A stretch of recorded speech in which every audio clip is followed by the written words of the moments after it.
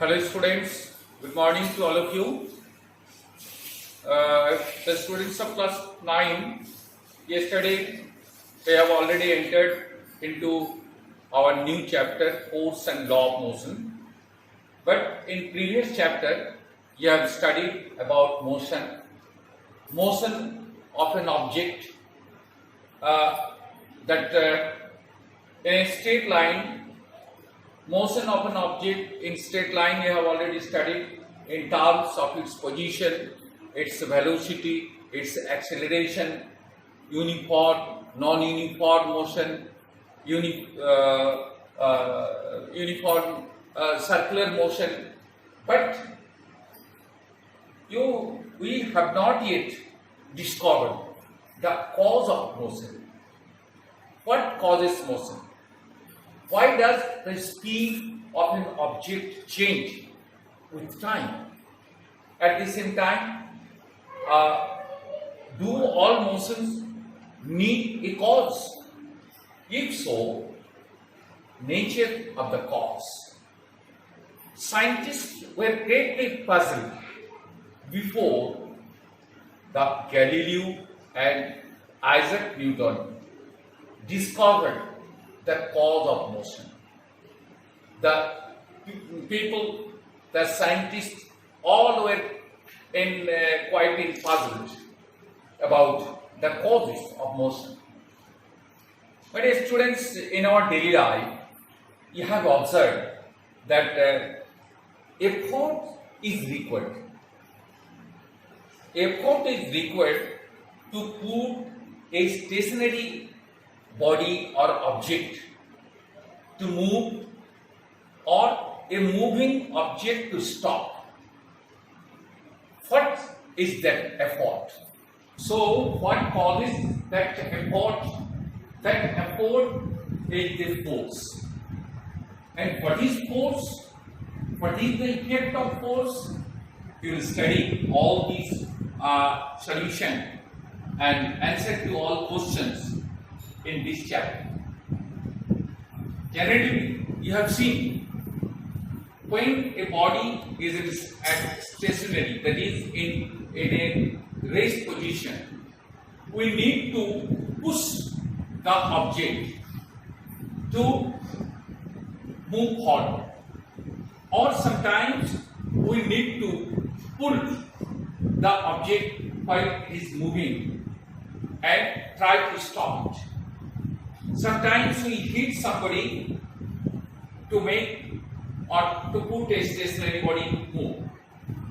So, about this force and laws of motion, the scientist Galileo Galilei and later on the Newton discovered the cause of motion.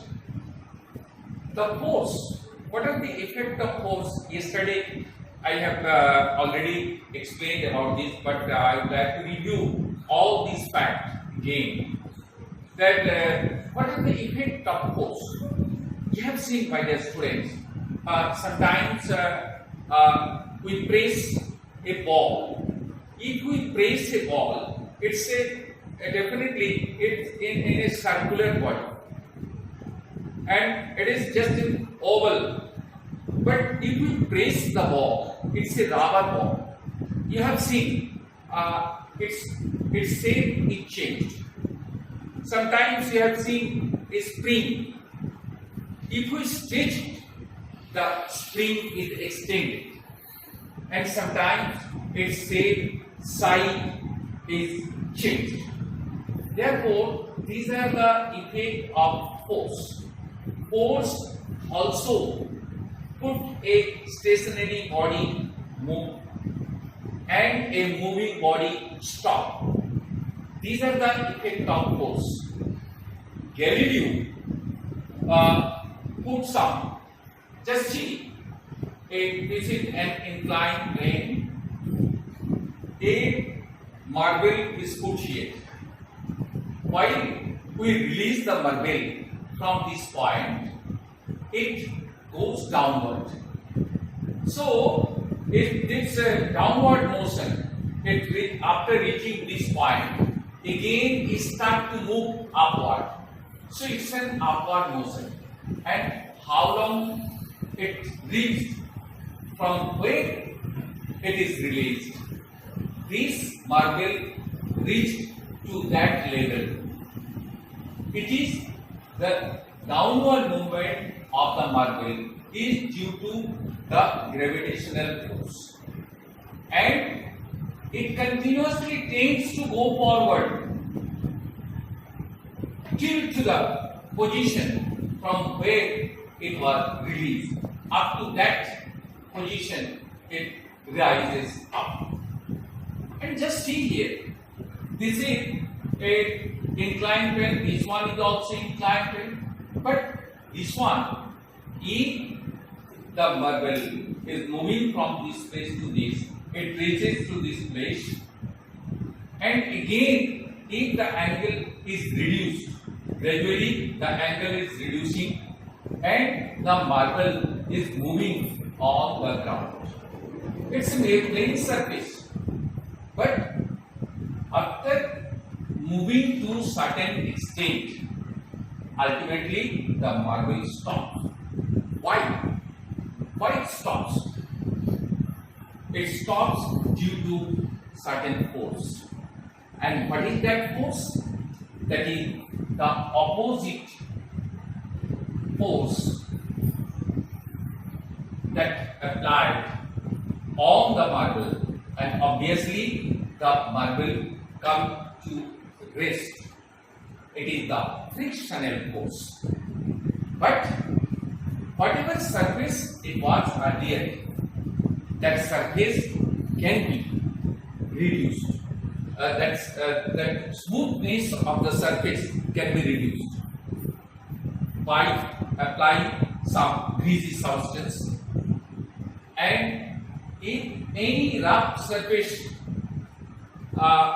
this marble is made up of any rough material, then we can reduce the surface of the marble and the surface of the floor, and the marble can go to certain more extent, more and more.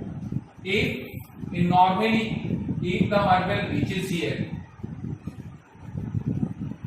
but if the surface is now very much smooth, then that marble can reach to up to this point. Maybe it is due to the reduction of the frictional force.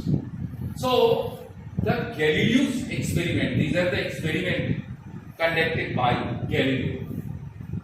Newton studied Galileo's ideas and also thoroughly studied its experiment on force and motion. You can see here the force and the motion. He presented, that is our honorable scientist Isaac Newton. He presented fundamental laws that govern the motion of objects.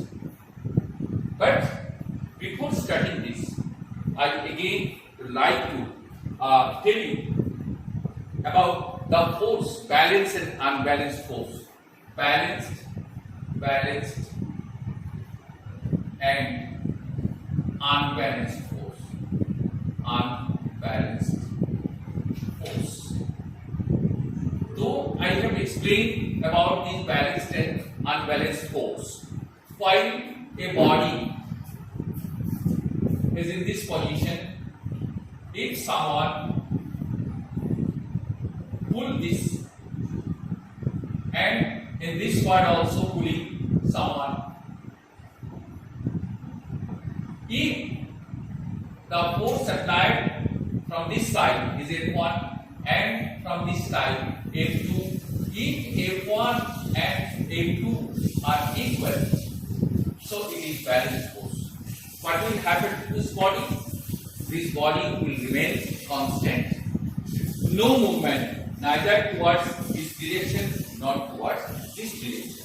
But if F1 is greater than F2, that is, if the force applied in this direction is more than F2, then the movement of the body will be in this direction. And this one is unbalanced force. Yesterday I have already explained in detail. But now, whatever three fundamental laws that govern the motion of an object, and these are known as the Newton's law of motion.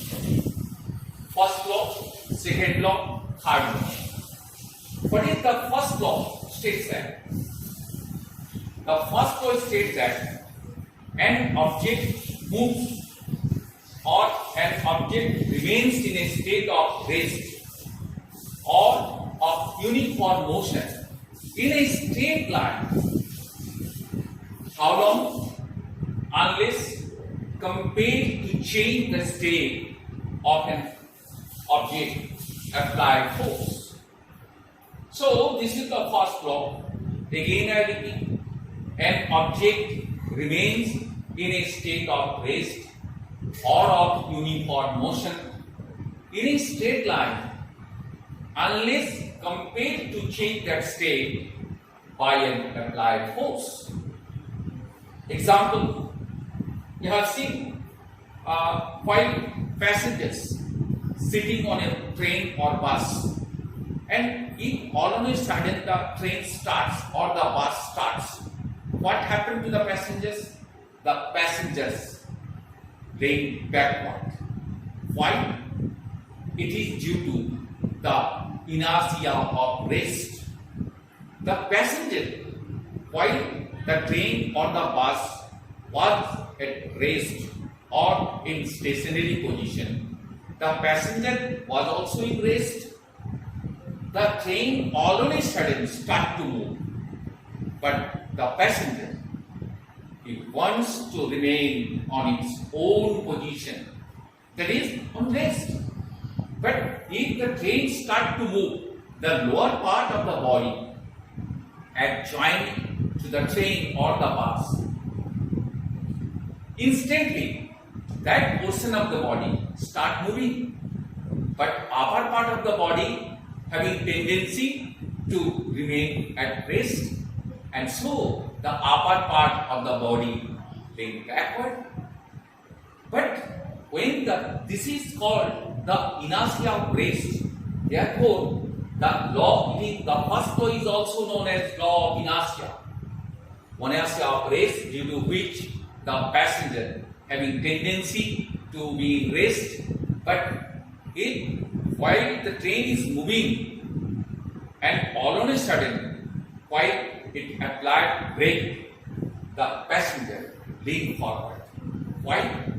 While the train is moving, the body is also moving along the train. Instantly, when brake is applied, lower part of the body become rest when the train stops. But the upper part of the body, due to inertia of motion, it has tendency to go forward.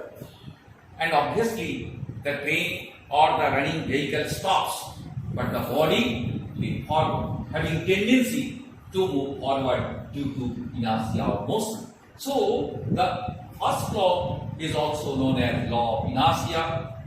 Due to inertia of rest, while the train or the bus starts, the body due to inertia of rest lean backward, but moving train all of a sudden stops, but body lean forward. It is due to the inertia of motion. You have seen, my dear students, here is a picture. You can see here. It's a glass tumbler and it's a cardboard. A coin is put here.